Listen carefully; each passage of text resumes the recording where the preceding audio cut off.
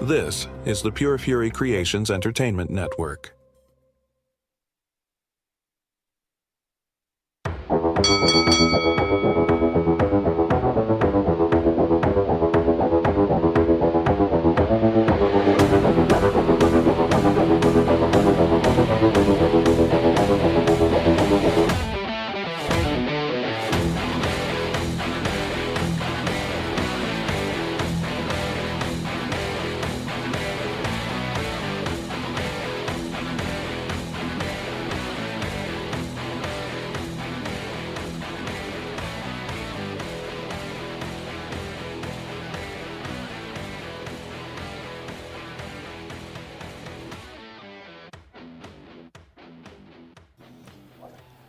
And we welcome you to the Fatal 4-Way live on ONTV, along with Brian Balth, Eric Scherer, Hollywood Q. I'm Jason Klaus. We certainly appreciate you tuning in here tonight. We've got a lot to talk about here, gentlemen. Let's get right into it.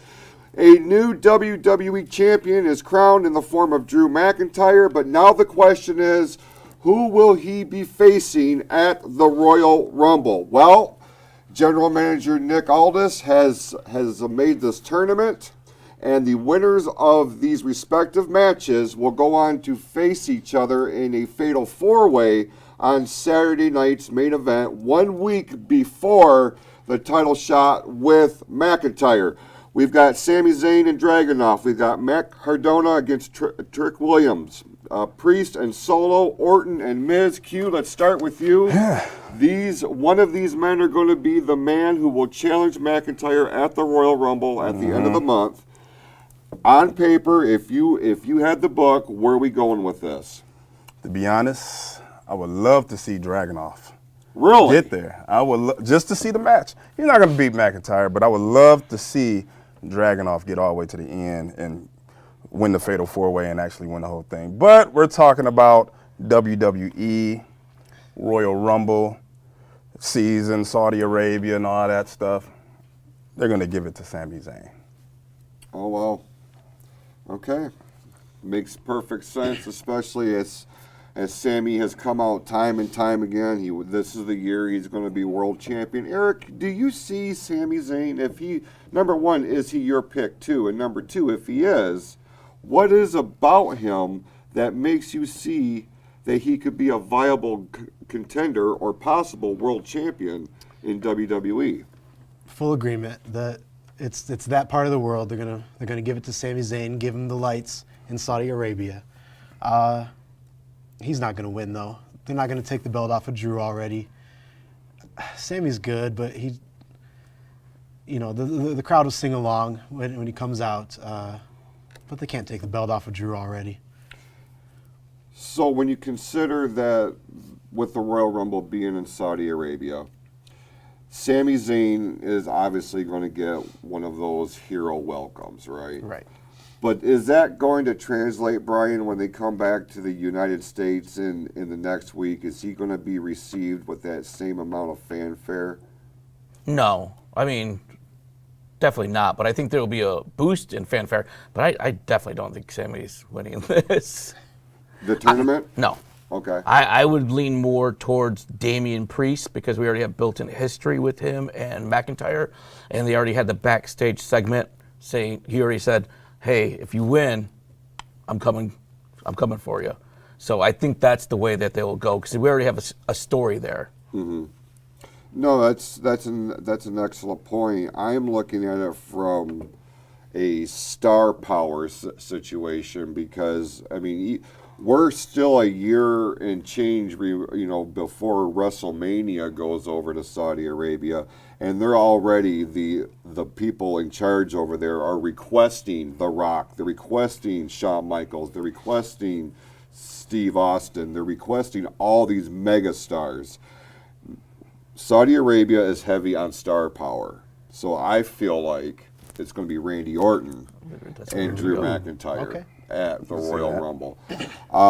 If you were going to book this fatal four-way for Saturday night's main event on the 24th, when you look at how these matches are set up, who do you see advancing, Q, to the fatal four-way? You got Sami and Dragunov. Matt Look over your Cardona- shoulder. Oh yeah, the graphics. Oh, look at that. Oh, okay, all right. Making it easy for me. I try. You know, personally, I would love to see Dragunov advance over Sammy. And I would love to see Trick actually advance because he's the new kid on the block, and you have to feature some future stars. As far as Priest and Solo, to me, those two are like the toss-up because we talk about the history with Priest, but there's a long history with Solo because you think about who caused McIntyre those title matches back during the Bloodline. Crown Jewel, yeah. Yeah. Yep. When Solo first debuted on the main roster, it was Solo Sikoa, and Priest never really got his revenge on all of the Bloodline members, so that story is still being told. So I would like to see Solo advance over Priest, and I mean Orton and Miz. Oh man, y'all messing with us on that one. But what if the Miz? Nothing against the Miz. But what if they threw him in as the wild card? You know what I'm saying? Because there's been a lot of talk about the Miz here lately, especially we're coming into that time of year where mass cuts are going to be made here. Yeah. And the Miz is freaking out. He has gone on record and said he is worried because he really hasn't had any kind of storyline. He really hasn't been involved in anything major in a televised Forever. Yeah. So he's concerned. So what with the way that WWE does kind of, they're at least paying attention to what's being said online. Could the Miz be the dark horse in this? He could be, but at this point, it don't even make sense. It'll be a whole Jinder Mahal situation. The Miz won exactly donut amount of matches in 2025. Single matches. Singles matches. And all of a sudden, he's put into a title contention. He shouldn't even be in the tournament, if you ask me. Like, there's a lot of other more qualified superstars that should have even been in that spot. Nothing against The Miz. And I really don't think he should be released. But The Miz is where he's at for a reason. He's there. He's going to be there. That's it. Well, it's going to be real interesting to see what happens here in the next few weeks with these matches, these qualifying matches, and then, like we said, they're going to move on to Saturday night's main event on the 24th of January, 1 week before the title match on the 31st with Drew McIntyre. With Smackdown being overseas this week, they already aired part of that live, or the spoilers started to come out as to what happened. I guess it's going to air, on the USA Network in its regular time slot. However, I try not to pay attention to too many of the spoilers, but from my understanding, a lot of heavy editing is going to have to be done with that particular show. A lot of technical issues at the Smackdown show that went down earlier this afternoon. So it's going to be interesting to see what comes out of that. How about that technical issue of Cody Rhodes being booed? Yeah, y'all watch it. Y'all watch it. Yeah. Yeah, you're starting to see the tide shift when it comes to Cody Rhodes. Something that we've been talking about for almost a year at this point, it feels like. So looks like it's going to start to come to fruition. Yeah. Have to wait and see. And if they do go forward with a proposed plan of Roman Reigns and Cody Rhodes for WrestleMania this year, that's been one of the rumors. The only way this would make sense is for them to swap roles. Have Cody go in as the heel, have Roman, who is already over. That's too easy. But is it going to be with a world title in the picture? We'll have to wait and see. Speaking of other championships that are kind of hanging in the balance, that brings us to the latest happenings in NXT, where Oba Femi shockingly surrendered the NXT Championship after a successful title defense at New Year's Evil over Leon Slater, TNA superstar Leon Slater. I tried to hold him, man.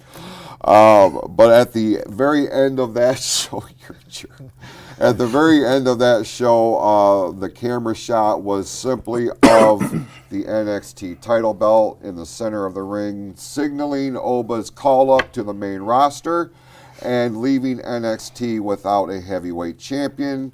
So now what we have on deck is a bunch of qualifying matches where the winners of those will advance to a 6-man ladder match on February 3rd on the NXT program on the CW. 6 guys to fill these spots, with NXT being a more relaxed presentation in terms of violence and things of this nature. This is, I don't know if 6 guys is too much here, Q. What's your take here? You know what? I think I'm okay with the 6 guys. It's just if they can put the right 6 guys in that match. NXT's men's division is a little thin right now, so they might have to borrow a Leon Slater or somebody from TNA or go down to Evolve. They got the Leon Slater's on the European tour. Oh, well, there you go with that. But they're gonna have to borrow somebody. You know, they're gonna really have to fill these slots. They got a lot of these LFG guys coming up. The Toothless Aggression guy is really getting over. I can't remember his name, but Did you happen to see NXT? no, not this. There was one of the guys. I cannot seen remember the his name. ending. He came out and he was clearing house. The Evolve. He was the Evolve guy. yeah. Keanu something, right? Keanu, yeah. He's the new Obafemi. Obafemi and Swerve. If they have a baby, Yeah. that's what you got right there. You look at that guy's face and his physique. Yeah. Shawn Michaels said, "You know what? I need a new Obafemi." Yep. He called up Evolve and they gave him to him. Do you follow NXT very closely? Not enough. Okay. New Year's resolution. Start following more products. That was a while ago. I don't know. For me, this whole thing is setting up for one of 2 things. In my view, and Brian, I'll get your feedback on this. It's either going to set up Joe Hendry to become the new face of NXT, or this is where we're going to see the debut of Powerhouse Hobbs. And he's going to wind up being involved in this match and wind up in his debut becoming the NXT champion. One of those 2 scenarios makes sense? They both do. I considered both. I think Powerhouse Hobbs is actually going to go straight to Smackdown. I don't think he's going to stop in NXT. I don't think he needs to. I think he's got enough star power already. I think he can go straight. I mean, he could be there tonight. Yeah. According to the contract. Or we might see him at Rumble. But you got Ricky Saints, we got Ethan Page, we have Joe Hendry. They're very depleted. Seeing we lost Trick Williams, Javon Evans, like all those guys just went up to main roster. I think they still have enough that they're going to be able to pull off this 6-man ladder match without having to get Hobbs there. And when you compare him to the list of guys that you just laid out, there's such a contrast in styles. You know, your Ethan Pages and your Ricky Saints and even Joe Hendry. Like these are guys who are light on their feet. They're known for their speed. They can take to the air. Powerhouse Hobbs, you know, he is that big, menacing, as his name says, powerhouse. You know, will that mesh well? I can see where they're just going to springboard him right to the main roster. I could see that, but I also feel like he's probably going to need some time to learn the WWE way. Yeah, I mean, but after they just lost all these guys, how bad would it be if you put a guy in there, you give him the belt, and then a few months later you pull him off the roster again? Yeah. It's like they need to build somebody right now. Joe Hendry's a perfect guy to build. If they want to pull that one and go that way with him, I think that's a good idea. Or even maybe one of these younger guys that have a lot of momentum behind them that may not have the household name, I think you could put a belt on a lot of these guys and you'd be surprised at how well they do. And especially at NXT, it's kind of what they do. They kind of shock us with these guys. And once they get them in the spots, it's like, oh, yeah, I can see it. The test. Yeah. Right no, down he's there. not no longer with. Oh, yeah, he's gone. Yeah. That's one of the brilliances of Shawn Michaels, because that dude can see something. No, he can't. I knew he was going there. But he can. But he has an eye One. for talent. You know, true. he has an eye for it. and when he gives these guys these opportunities, most of them swim. You know, Yep. very rarely do they sink. So, while the NXT roster is, you know, a little light right now, I mean, especially with such a significant mass call-ups, you know, Yeah. big names. Oba Femi, like it was inevitable that Oba was going to go, but did he need to be part of this group with Javon Evans and Trick? yeah, it's like, man, why couldn't you have spaced that out a little bit more? You I'd know, rather see Oba go first and leave Right. Trick. Yeah. I thought Javon was actually going to stay in NXT for a little, probably about another. I'm shocked that they didn't give him the belt for any amount of Yeah. time. But they really didn't need to. I mean, look at Jordan Grace. We thought they'd put their strap on her immediately. They never gave her one. Nothing. Yeah. no, they certainly did not. So wait and see how the NXT roster rebounds here in the coming weeks, and obviously this 6-man ladder match on February 3rd to crown the new champion is going to put a lot of new stars in a very bright spotlight. So we have to wait and see who all is going to be involved in that. Well, I'm sure we'll have more information on that on our next episode in 2 weeks' time, which is primarily going to be our Royal Rumble preview episode, the night before the Royal Rumble. That's going to be our primary goal for next week's show. But I have no doubt we're going to have some sort of news with the NXT Championship.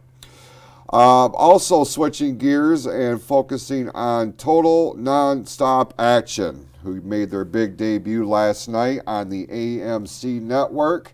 If you are a wrestling fan, you had mixed reviews on this debut episode. If you are an insider of the business, this was not a good day.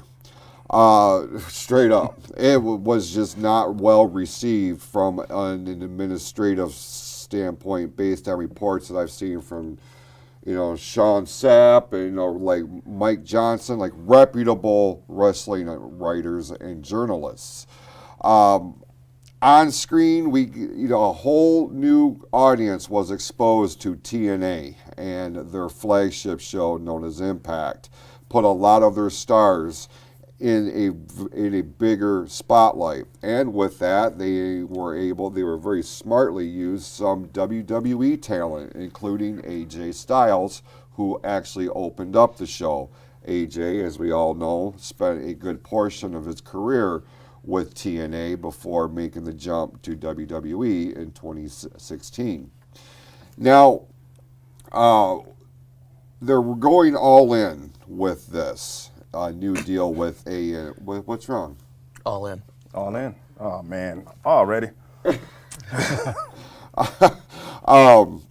They're going all in on these TV tapings, and they're being very smart about the production. They're doing dual tapings and back-to-back days in a specific market, and we have found out that Nashville, Atlanta, and New Orleans are set up for the next batch of TV tapings, and 2 of those events will be actually part of their pay-per-view event schedule.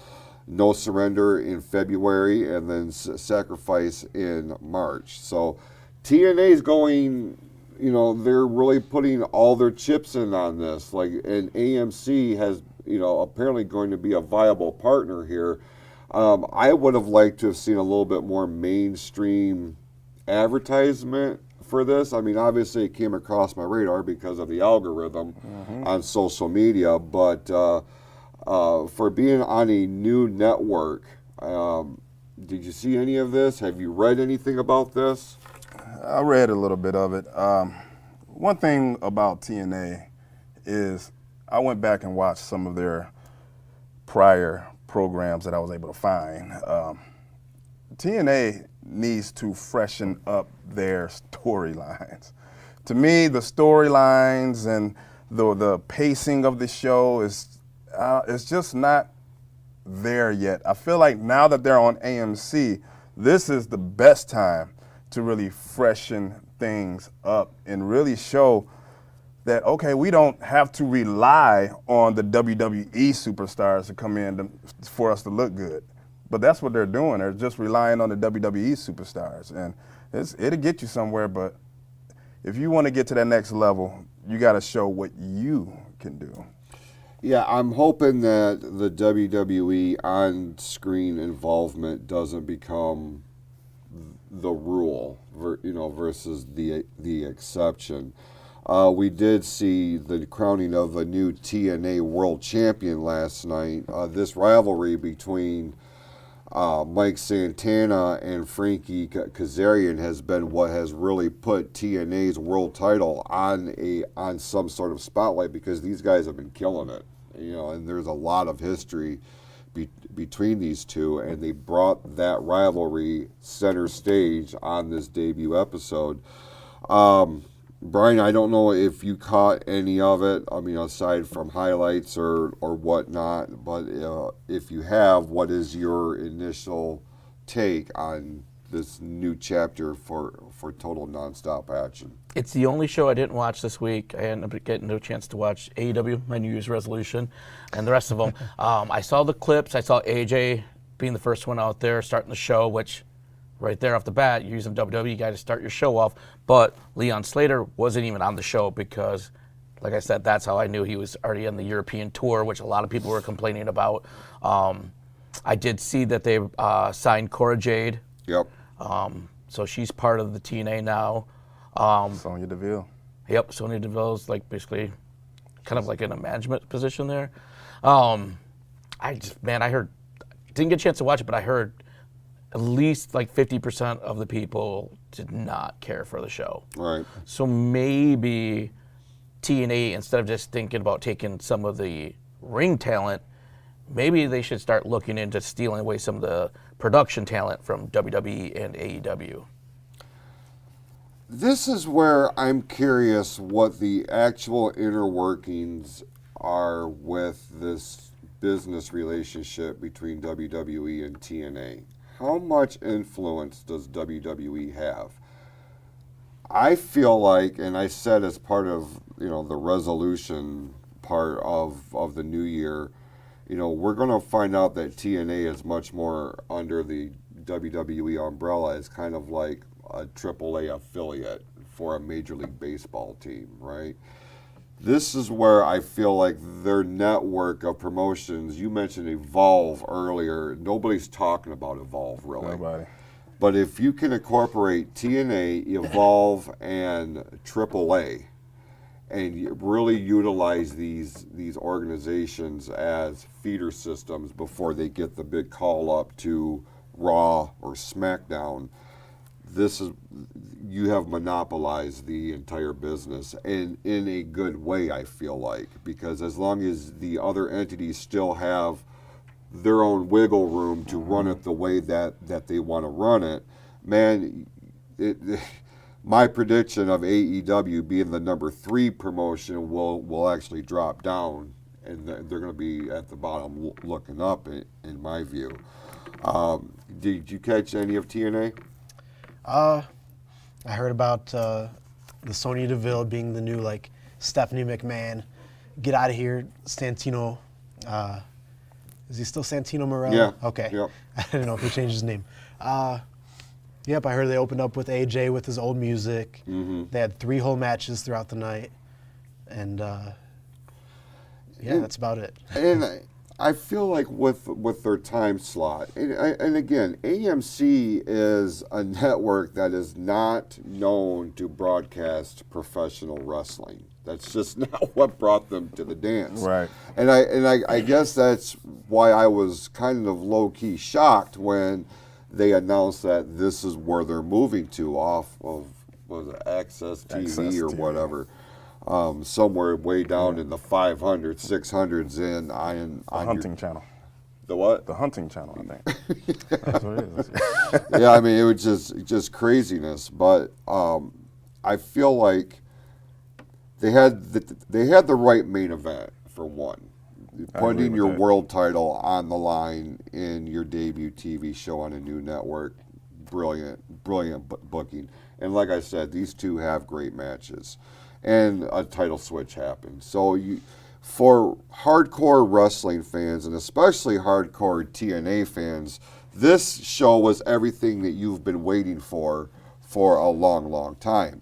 But then you get the smart marks, and then you get, guys like Dave Meltzer, guys and people who think they know what happens in the business, but actually have absolutely no clue other than how to be a smart-ass fan, sitting behind a keyboard.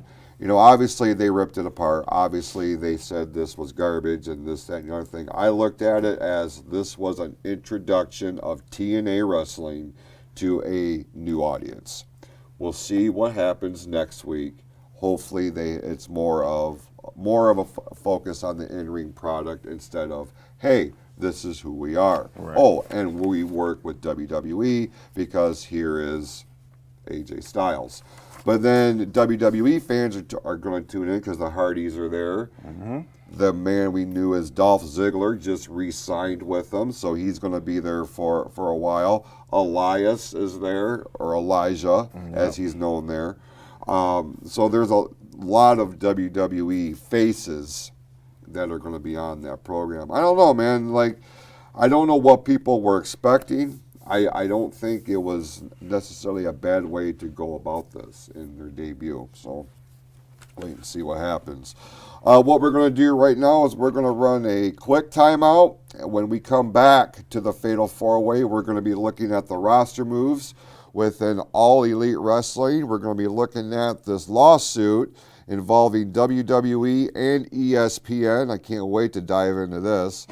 All that more when the Fatal 4-Way returns live here on ONTV. The Lake Orion DDA invites residents to come out for Ice Fest in downtown Lake Orion on Saturday, February 7th from 10 a.m. to 4 p.m. Enjoy activities inside and outdoors during this family-friendly wintertime outing. Ice sculptures will decorate the downtown area, providing plenty of photo ops, while live ice carving demonstrations show you how they're made. Play Ice Fest Bingo or find the selfie station for a chance to win downtown dollars good at over 40 retailers. Kids can take part in a scavenger hunt to find Jack Frost. Downtown restaurants will compete in a chili cook-off from noon until 4 p.m., and you can help determine which one wins the People's Choice Award. Visit downtownlakeorion.org for more information. You can also find them on Facebook. Bring the family out for Ice Fest on Saturday, February 7th, and enjoy a fun Michigan winter day.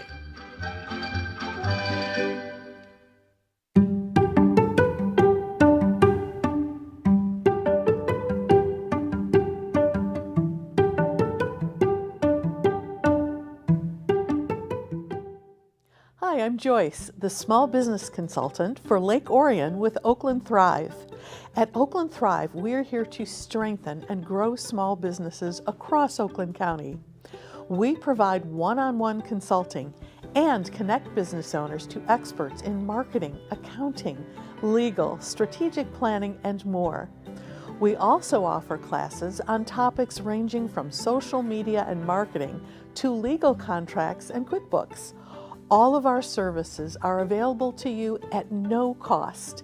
If you own a business in Oakland County, reach out today to discover the support available to you. Go to oaklandthrive.org to learn more.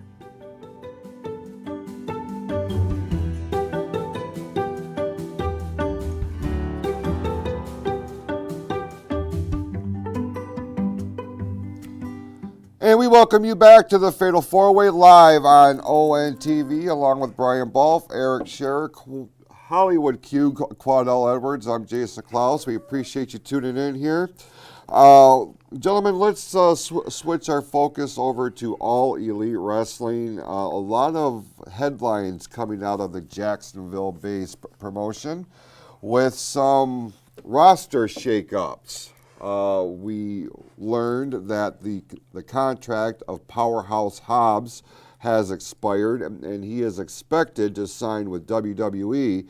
To counter that, OTK was able to sign a whole faction away from TNA. The Rascals will be making their debut in AEW. They're all elite, Q. They're all elite. They're all elite. And so, I don't know. You know, I've seen a little bit of the Rascals' work in TNA. If I can be honest, nothing really stands out like, ooh, this is a group I need to be investing some future prospects into. But be that as it may, take nothing away from them. Obviously, they made a name for themselves to the point to where we haven't really seen an exodus of talent like this probably since the Radicals debuted in the WWF back in that time, leaving WCW just a couple of days after Benoit won the world title too. So you know at that point what a major move that is. Obviously, when you look at a signing like this, and because it was pre-announced that this has happened, obviously they're not going to get that kind of reception when they make their debut in AEW. But the loss of Powerhouse Hobbs, this is what is really going to be a thorn in the side of Tony Khan. And it's too bad. They could have really done more with this guy. So, and Brian, I'll start with you.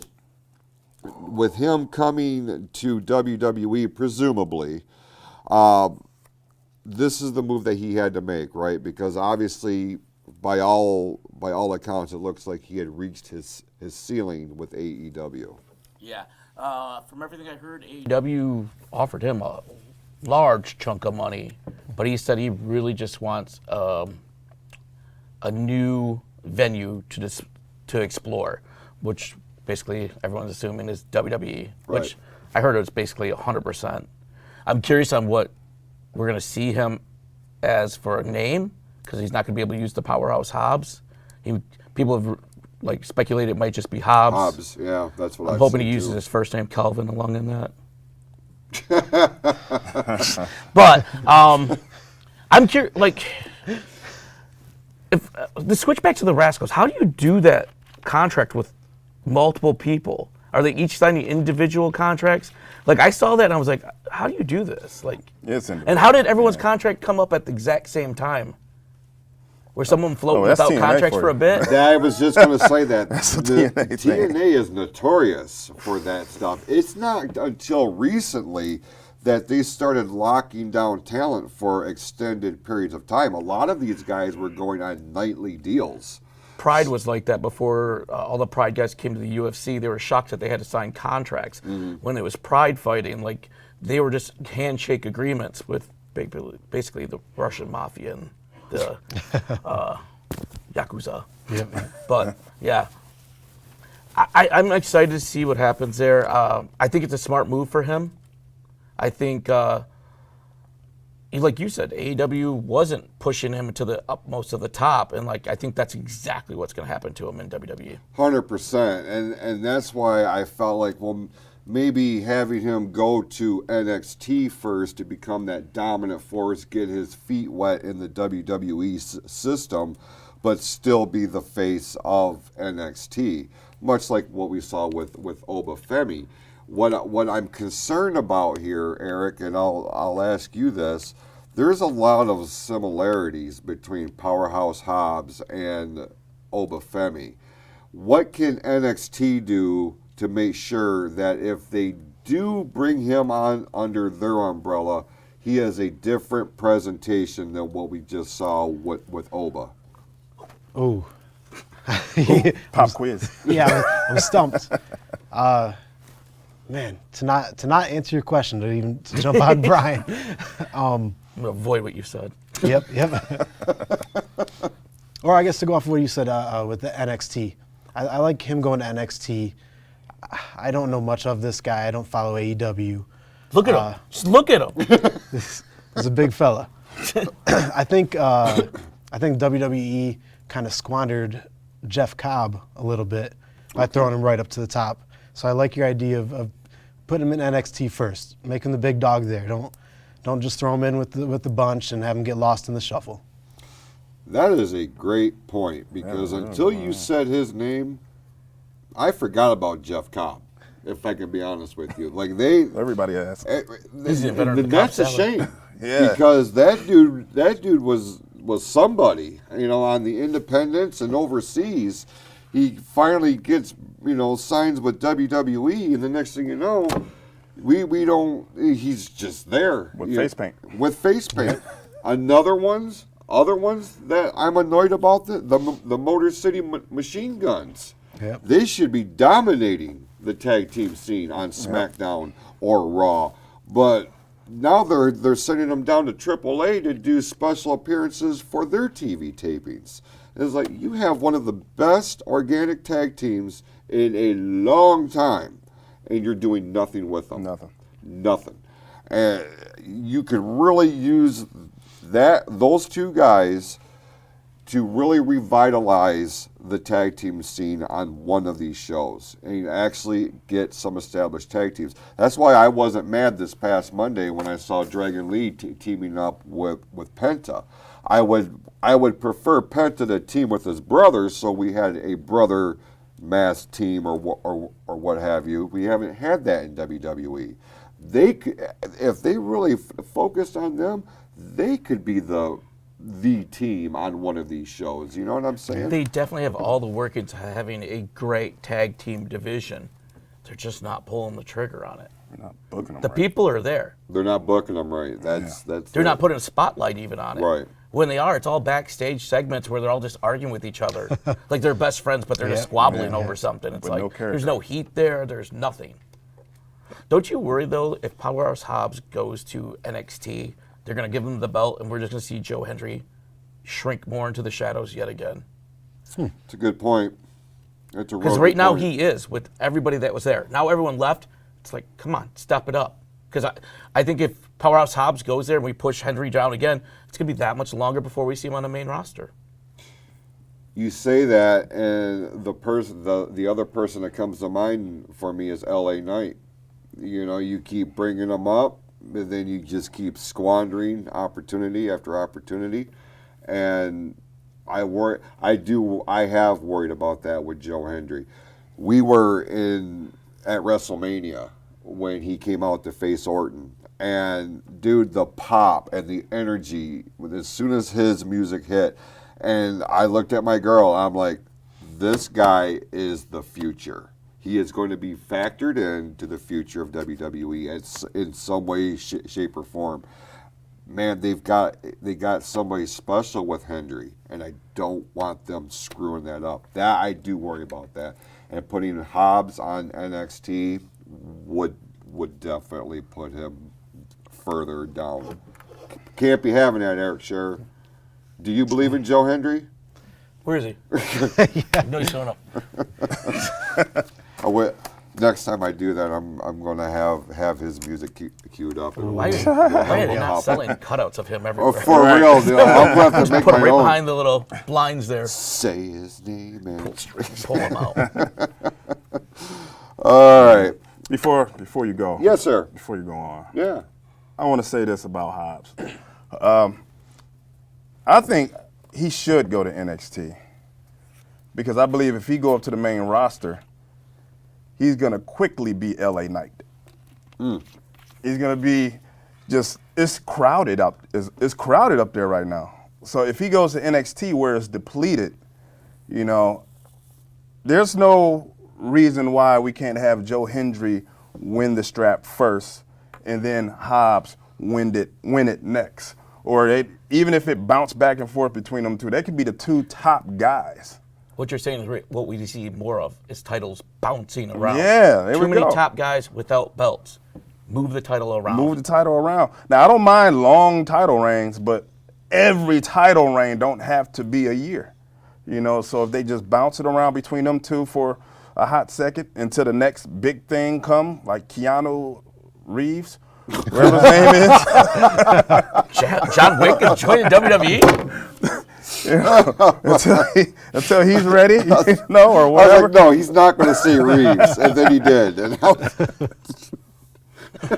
But yeah, because if Hobbs go to the main roster now, it's too crowded, especially with WrestleMania season going on right now, and the focus is not going to be on him because they didn't plan for him to be there 2 months ago. right. What if they don't immediately put them in a title, like the main title weight pitcher? What if you pair Hobbs and Femi together and make them a tag team? Nobody's winning. Then you bring them both Yeah. down. I don't think so. Because the rest of the I think teams you suck can build right them up now. and you teach them the WWE ways through the tag team division, and then you launch them on singles careers. They better steamroll it if they do that. They better steamroll Well, the here's whole my division. thing with that. I want You got your little Obafemi. baby Obafemi chain going here. I want the pre one. I want Obafemi to be the Brock Lesnar of this. I don't want anybody to be a generation. Brock Lesnar of anything. No, I'm talking about as far as winning. I want him to win that title this year, We say that I about don't every want- single person. and they never do it. We wanted to have the Jacob Fatu too. And Guess they never what? do There's it. only a handful of belts. We can't have everybody and they steamroll. keep giving it to Cody. Yeah. So why not just give it to Oba? We can save that third title reign from Cody and just give it to Oba. So then what happens to Jacob? What happens to Powerhouse Hobbs? They'll get there. They'll get there. They'll be fine. They'll be fine. They'll be cool. No worries. Too bad for LA Knight though. Yeah, it is. Yeah. It's over. For him. Yeah. He needs to go to TNA. No, No. it's sad. It is sad. I think he'd be great in TNA. Well, I mean, that's where he came from. To go Well, back. here's my thing. What if you remember when Finn Balor went back to NXT and got revitalized and then came back and died again? But how about LA Knight go back to NXT and maybe he wins the strap? You're missing a better person. Mandy Rose. She went back to NXT. Now she's a billionaire. Man, Facts. Yeah, that's true. Speaking of billionaires, that brings us to our last news article this week, and that's this class action lawsuit that is directed at WWE and ESPN. It was something that we kind of thought this might be a thing a couple of months ago when they jump shot the debut of WWE programming on ESPN's app. A proposed class action lawsuit alleges that WWE intentionally misled their consumers into believing that those who already paid for ESPN would not have to pay more per month to stream live events after WWE's viewership rights were bought by the sports network from Peacock this past August. Only ESPN Premium package and add-on customers did not have to pay more for WWE Premium live events, but everybody else, I was included in this, which they did send me something and asked me if I wanted to be a part of this class action lawsuit, which was funny. But not everybody else had to pay the $29.99 a month to get an upgraded new version of ESPN's streaming service. We said back in August when they announced that they were going to do WrestlePalooza as the debut for ESPN instead of waiting until April for WrestleMania 42 like they had originally said, I said this is going to come back and bite them in the ass because there was so much confusion. WWE was saying one thing, ESPN was saying something different. They couldn't get on the same page, and I mean days, hours leading up to WrestlePalooza, nobody knew who could watch and who had to subscribe, and that's why the numbers that we saw weren't nearly as astronomical as ESPN had thought when they brought the WWE pay-per-views or PLEs to their platform. And I'm here to tell you, as a customer who does subscribe to the $29.99 a month to watch the pay-per-views, ESPN's streaming service is subpar. subpar. It is garbage, absolute garbage. And I thought, well, maybe it's just, the connection with WWE's trucks. No, it is every live event that I watch on their streaming service. It is glitchy. It is their mouths are now not moving with their words. Very frustrating. And look, I can't help but say that when I saw this the other day, I started chuckling. I'm like, I knew this was going to be a thing. But I also am a realist, and I realize that I feel like this whole thing is going to be thrown right out of court. There will be some sort of loophole within the FCC and blah, blah, blah, blah, blah. But Q, this should be a shot to executives within TKO Holdings, within ESPN, and with any other business endeavor that this organization is working with. Wrestling fans are not going to take stuff lightly, and they're not going to be quiet about this. But what's interesting to me is that it's not just wrestling fans that jumped on board with this. ESPN subscribers who are not what you would call wrestling fans are jumping on board and have been very vocal against this whole thing between WWE and ESPN. What's your take? Yeah, it all sucks. I mean, now, I'm also a sports fan, so I was watching a NBA game on that app, and the game just turned off. Like, I don't know. I thought I lost power. Like, I thought maybe my internet went out or something, but no, it's just the app. Like, it doesn't work right. It sucks. I mean, I know there's still kinks they got to work out, but man, how long have y'all been doing this? Right. I mean, we're talking about, you guys are supposed to be professionals. Exactly. So you think you want to put the best product out there because you're taking people's money. Yep. And people care a lot about, I know I care a lot about my money. For sure. I'm not in the business of just handing out money for stuff that don't work right. I mean, look, especially when you're dealing with billion-dollar entities. Both of them. Like, exactly. ESPN is paying WWE billions of dollars to stream their pay-per-views.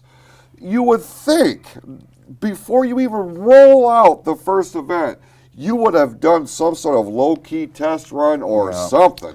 But I mean, that's where Netflix got messed up with the first Mike Tyson fight. Yep. There was just so much going into their app, it overloaded it. They've been doing this long enough now. Everything has gone to streaming on a regular basis, especially for WWE, since 2014.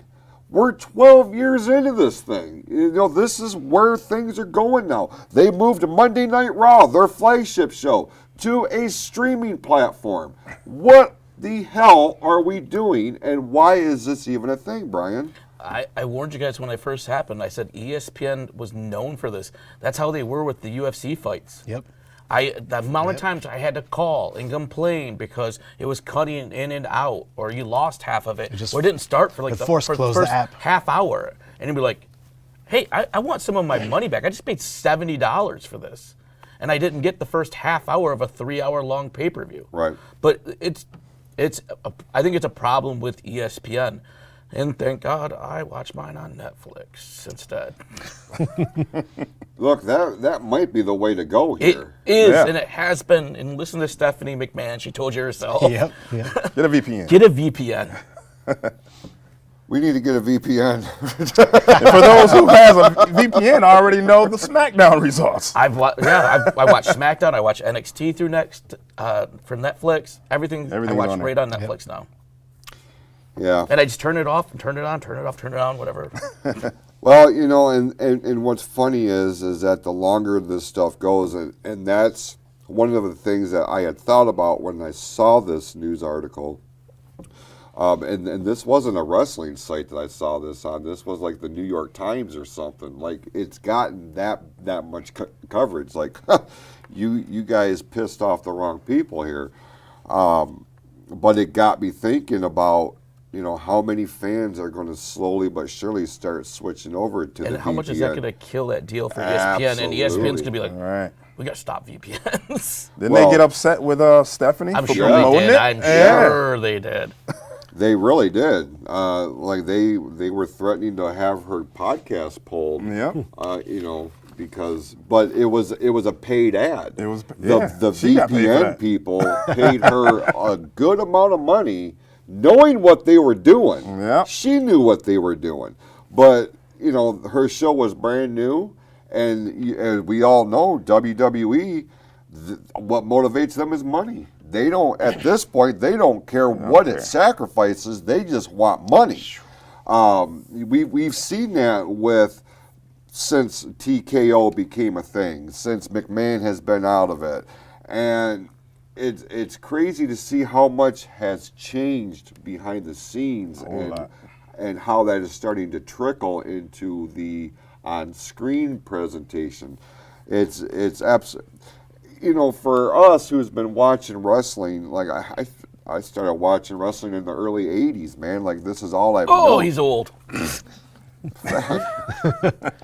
I'm knowledgeable. He's wise. He's a wise. Wise. Man. I am He's a wise. man. Oh, I'm wise. Yeah, he's Paul Heyman. I don't like the name Oracle though. That one just kind of it freaks me out, if I can be honest with you. But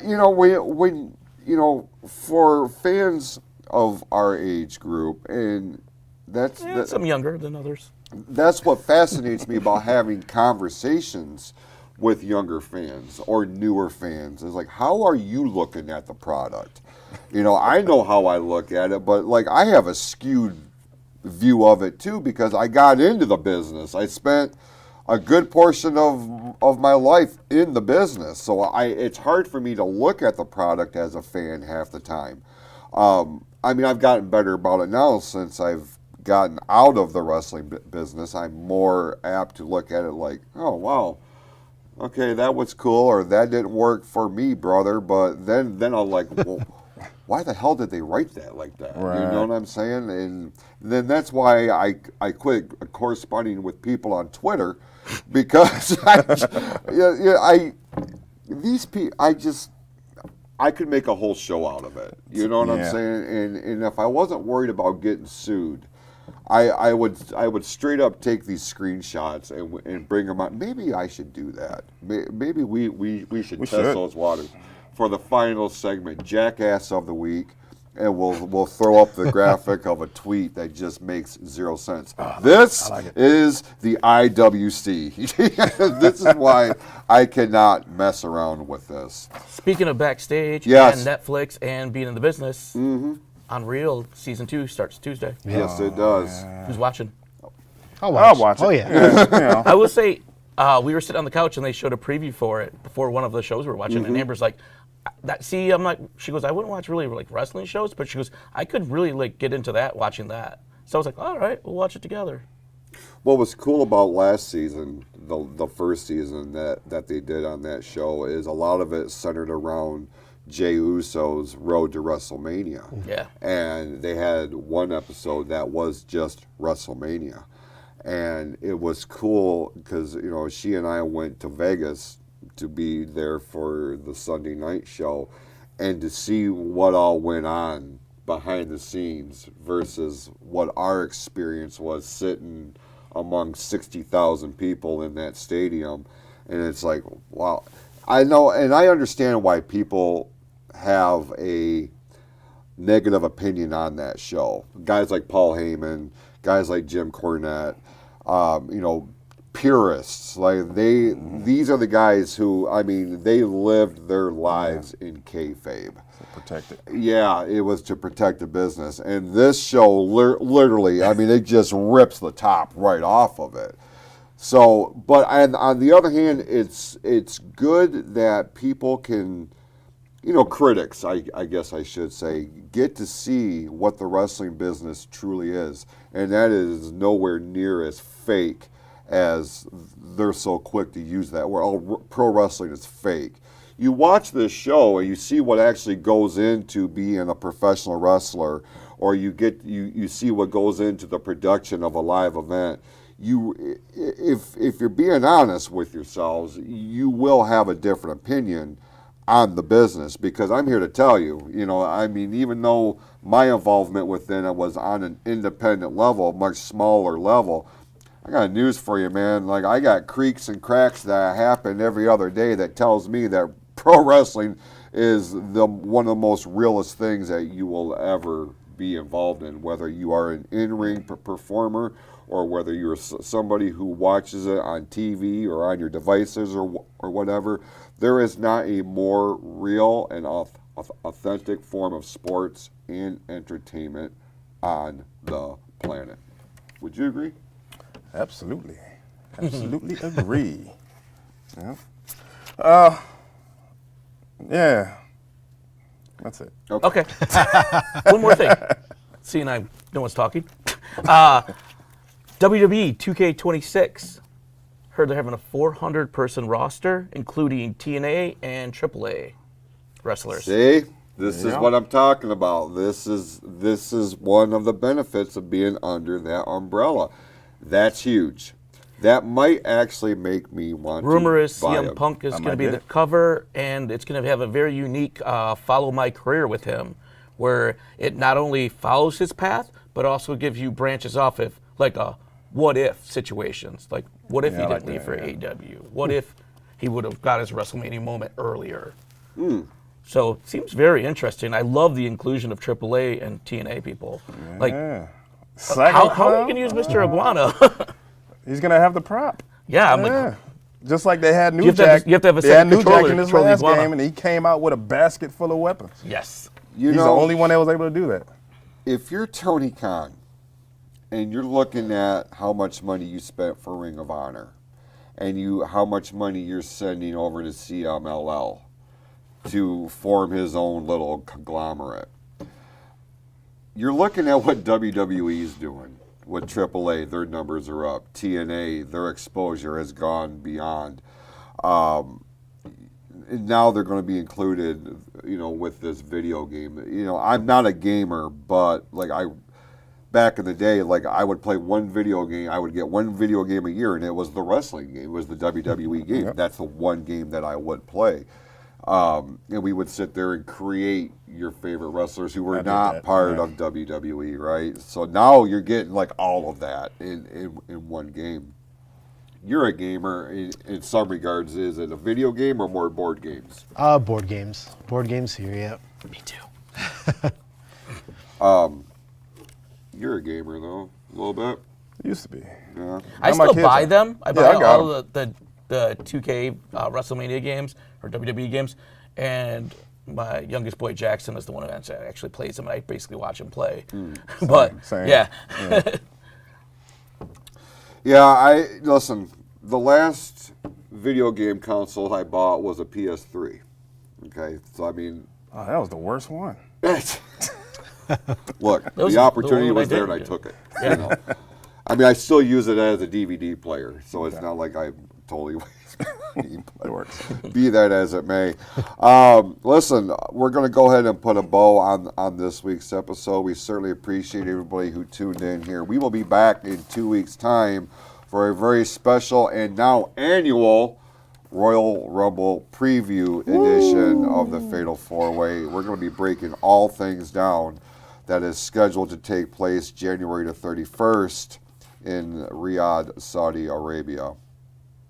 And I'm sure we'll have some news and notes from Saturday night's main event, but this is primarily going to be our Royal Rumble preview show, 6 p.m., 2 weeks' time, right here on ONTV. With that, go out, be awesome to yourselves and to each other, and we'll see you next time right here on the Fatal 4-Way, live on ONTV as a part of the PFC Entertainment Network.